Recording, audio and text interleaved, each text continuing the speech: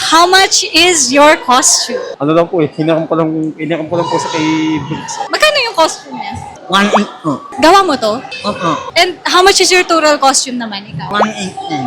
1.8 din. This is only rent from my friend. I think the wig was around 600 and the outfit was kind of a bundle that I got secondhand, also 600. And the wig, I think this one was also 600 and outfit was around 800. Not including the materials to use to style. I think this one, I bought it secondhand for 400. And the outfit, closet cosplay. Nag-grant sila lahat sa kanya.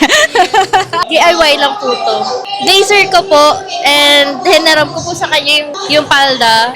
Siya pa yung gumastos. Nasa 100 lang po yung palda tsaka yung socks po is 50 lang.